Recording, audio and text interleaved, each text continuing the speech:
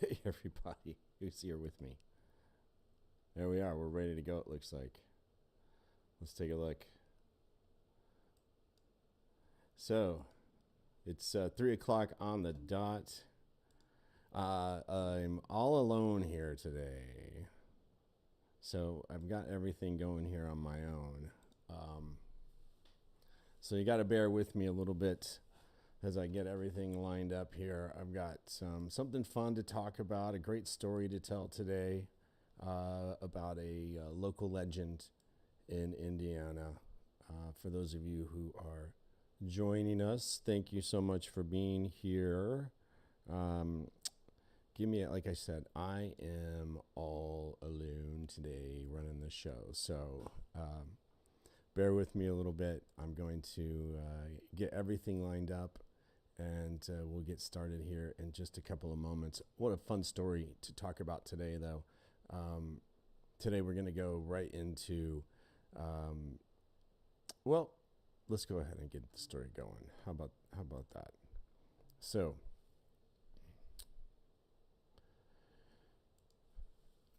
it all starts in northern Indiana on the edge of a quiet farm pond once called Folk Lake. People swore they saw a monster, broad as a dining table, armored like a tank, and old as a legend itself. Some called it a myth, others tried to capture it. Around here in Indiana, we all know it by one unforgettable name, and that is the Beast of Busco, Busco Lake, the Beast of Busco Lake. And let's tell that story today. What do you say? Let me get my things together and we'll jump right into it.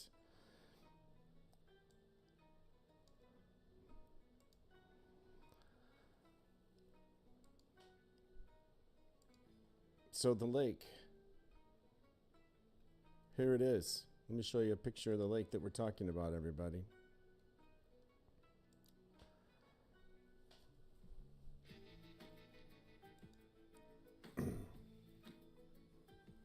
Welcome to Indiana Story. I'm Craig Hall, and today we head to Whitley County, Churubusco to be exact, or Churubusco as they call it, where a calm little lake sparked one of the most colorful chapters in Hoosier folklore, a small town's full-on hunt for a gigantic turtle. That's right. The story traces back to the late 1800s. There was a farmer. His name was Oscar Folk. He owned this patch of water that we're looking at now. Locals said Folk mentioned an unusually large turtle living in his lake. But like most tall tales, it stayed around the fence posts and the general store counters of the day. And then, decades later, the rumors snapped back to life. A new owner claimed he saw something massive rising from the water and smash around like a living boulder. Word spread. Fishermen whispered. Kids dared each other to get closer to the edge of the water. And the community gave the creature its enduring nickname, Oscar.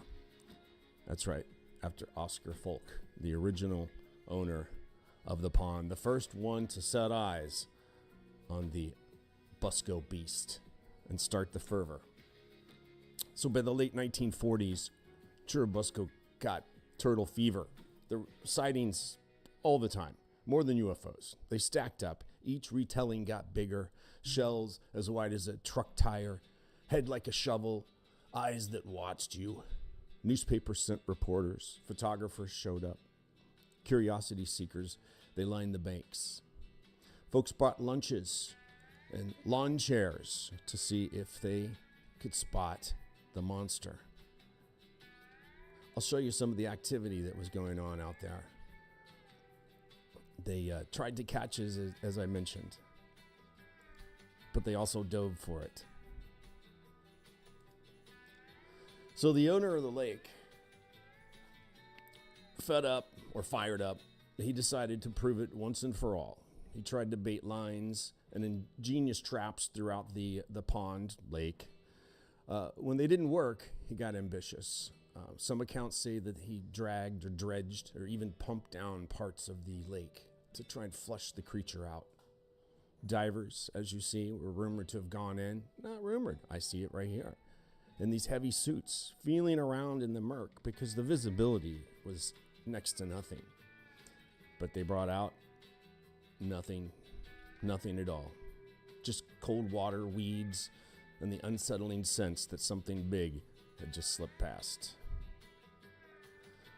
Well, as the search grew, so did the spectacle. People proposed outlandish plans, enormous nets, floating coral fences, even homemade viewing platforms were put in. It was quite a spectacle and a tourist attraction.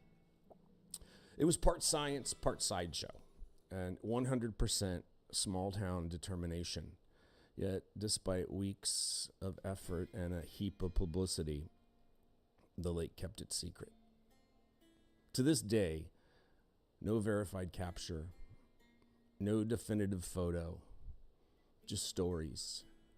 Honest, consistent stories from people who say they saw a turtle too big to believe. They've taken that legacy to a whole nother level in the small town and the area. Now let's talk biology. Indiana has, well, it's home to snapping turtles, quite a few. There's snapping turtles and there's the alligator snapping turtle, which are found more in the southern part of the state. And some of them live for decades. They grow slowly, up to 40 pounds or more. They live in the deep, food-rich waters, and they can get pretty impressive, that's for sure. I've seen them myself. Cold currents, low visibility, and quick surfacing make a big turtle look enormous sometimes, right? Absolutely. Could a single exceptionally large, individual, ancient, cautious turtle evade crude traps and large, curious crowds? It's not impossible either.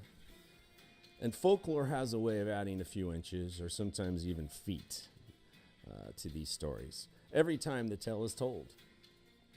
Now, whether a monster or a misunderstood reptile, the Beast of Busco gave Churubusco something else: identity. The town leaned into this legend. They had celebrations, turtle-themed fun. Generations of Hoosiers learned a local lesson.